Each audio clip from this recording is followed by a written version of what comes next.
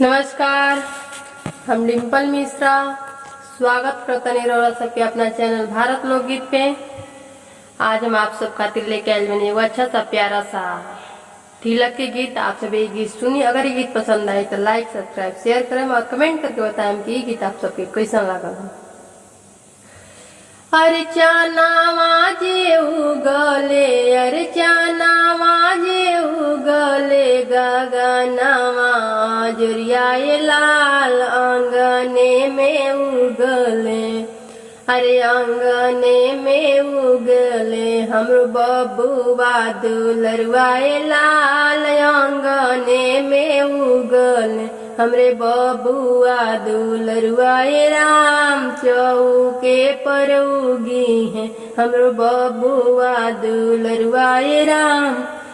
आंगने में बैठल सरवा, आंगने में बैठल सरवा, गईले अलसाई हो लाल, गईले अलसाई हो लाल। बाबू के तिलकवा चढ़ाओ न जाने हो राम, बाबू के तिलकवा।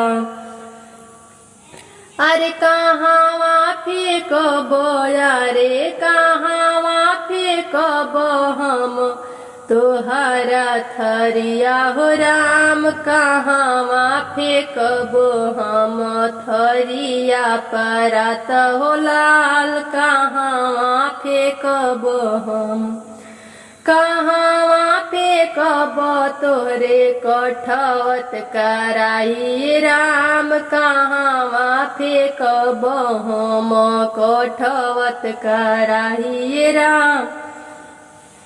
अरे कहाँवा छिपइबो, अरे कहाँवा छिपइबो अपने दुलरुआ भगुआए राम। कहाँवा छिपइबो अपने दुलरुआ बबुआए राम, कहाँवा छिपइबो।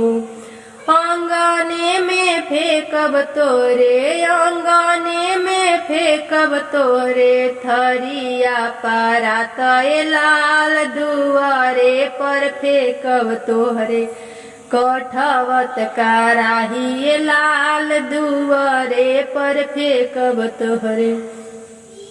अरे घर में छिपइबो, अरे घर में छिपइबो अपन बबुआ दुलरुआए लाल। घर में छिपइबो अपने बबुआ दुलरुआए राम। बाबू के तिलकिया, अरे बाबू के तिलकिया चढ़ाओ न दे बोए लाल, बाबू के तिलकिया।